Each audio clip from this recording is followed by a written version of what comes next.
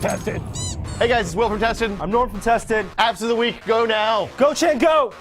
Stunt biker. Hey, look, this kind of looks like doodle jumpy style.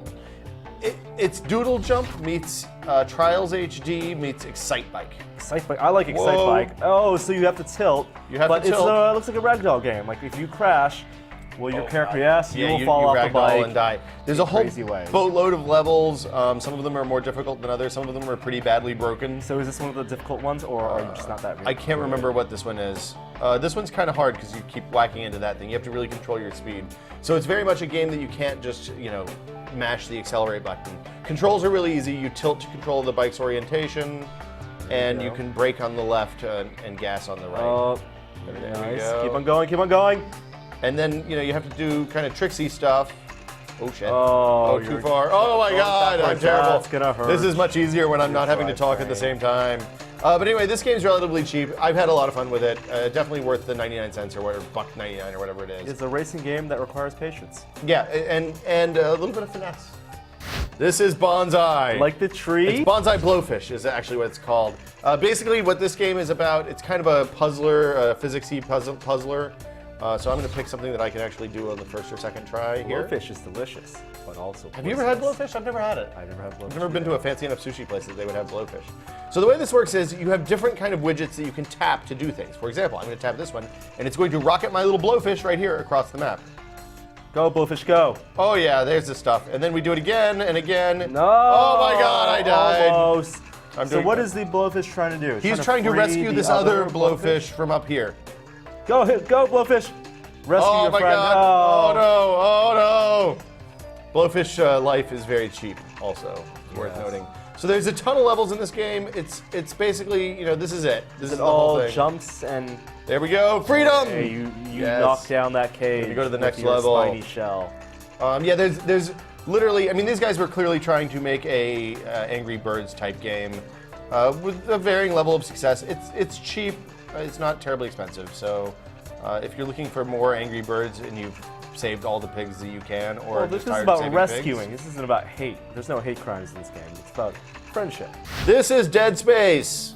I have this game on the PC. Yes. Is this the same game? No, this is a different game. Oh. This tells a different story. It's You're not Sir Isaac Clarke? story. No, I don't think you're Sir Isaac Clarke in the first one either. You're just Isaac Clarke. It's a different guy. But anyway, the point of this game is it kind of tells an in-between story about how the station I think that you're on in Dead Space 2. I haven't started playing Dead Space 2 yet, so I don't know why I have to register all of a sudden here. Cancel. Cancel. More necromorphs. I would like to be cutting off limbs now. Oh, can you actually cut off limbs? Oh, yes. That's kind of essential to the Dead Space. The whole game is about cutting off limbs. Are there so rape babies that cut off your head? I haven't gotten that far yet. I played about 20 minutes of this last night and was instantly hooked, and then I had to go do something else. I think this just came out yesterday, so it is brand Tap new. to continue. More running through horrific games. So the bad thing about this game is, oh god, This sure looks like Dead Space. you tilt to oh god, they're coming out of the walls. You gotta really tilt to change the orientation. Oh my god, walls. Cutter. This worked better on iPad than it did on Okay, there you go. You can on swipe. iPhone. Okay. Cut off limbs. I'm working on it. It's hard to do. If you shoot their head, it'll do nothing. The controls are not the best part of this game, but the game is graphically pretty impressive, and as a result, kind of gets a pass from me on the other stuff that it may or may it's not not a do rail well. shooter. It's actually a third-person. Yeah, this is a real game. shooter. Oh god, I gotta reload. I'm running. Run. Quick time events if a monster jumps on you. Run, dude. There are no quick time events in this game. You just die. I'm not going as fast as I feel like I should be. There we go. Go faster.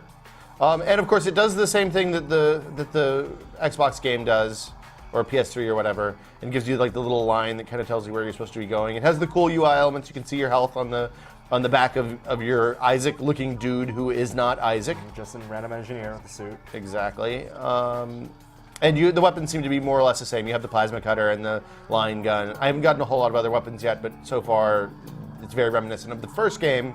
Don't know about the second game because I haven't had time to play it yet, unfortunately. Bombarding you with messages and horror. It's telling me all sorts of stuff. Frame rate was a little chuggy on the iPhone. It's better on the iPad for fairly obvious reasons. The bummer is it's not a universal app, so it's $7 for the iPhone version and $9 for the iPad version. Oh, I don't like that. Which makes me pretty sad, actually. I didn't realize that until after I'd already bought both of them by accident. So, while in CES this year, we used this new web service called GroupMe, and they have an app for iPhone, of course, as well. So it's a service that you don't actually need to use an app for, but it's about communicating with a lot of people, groups, using text messages. Yeah, so it's basically like a text message mailing list is the easiest way I think of describing it. Basically what it does is gives you a special phone number, which will be gone by the time you guys see this email, so don't, by the time you guys see this video, so don't send text messages to this number. And then that text messenger will go out to all the other people in the list. And how many people can you put on a list? I think it's like up to 20. It's quite a few. Good. I mean, we used it for like 7 people, and if you don't use the app though, the text messages really add up. I think we're getting like text messages every 5 minutes. Well, you want to have unlimited or like a couple of thousand text messages. But using the app, you can actually not just get text messages, you get push notifications with the app. Yes. Saves you a bit of money. And the other thing is there are controls, so like you can temporarily mute whatever. The app doesn't actually show the text messages though. So the app just lets you control, and it's an easy way to send out new text messages without having to remember what that number is. But there are pound commands, so you can say help, and it gives you a list of commands. You can mute, you can add new people to the list, all sorts of stuff like that. And the other thing that's neat is when you're creating a new list, you can actually make it that's just temporary. So if say you're going to a cabin in Tahoe or something for the weekend, you can say you can make a Tahoe weekend cabin, and then make this group only temporary. Which is kind of nice, because sometimes you don't want something to last forever. So this group's going to end on the weekend, and then you can pull people from your contact list, which I'm not going to let you see. Cancel. And yeah, that's it. So that's GroupMe. It's free. The service is also free. The service is free. It's if you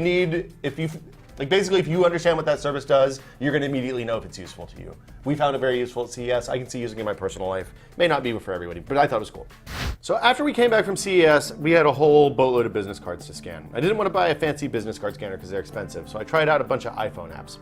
And there is an app for it. This is one of the apps. This is called ScanBizCard, and what you do is line this up. You get the photo and the picture, and then you mash the button. This is kind of a little bit darker than it should be, but this should be a pretty good test. So I'm going to get it lined up and take the picture. Focuses. Tap to focus.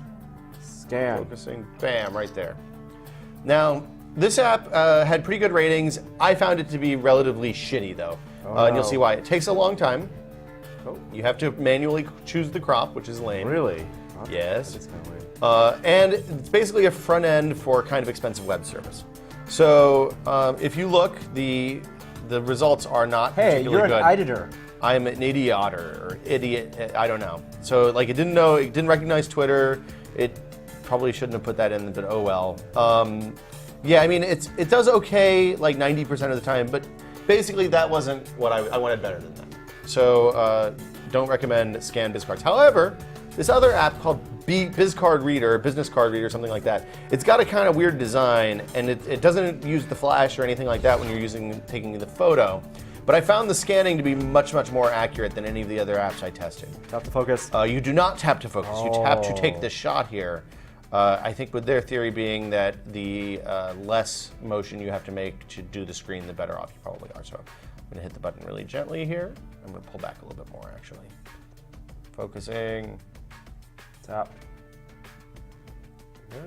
The nice thing is when you tap the screen, what it does is actually waits until the phone's not moving. It uses the accelerometer to know when the phone's not moving before it actually takes the picture. So you have to hold it there for a few seconds afterwards.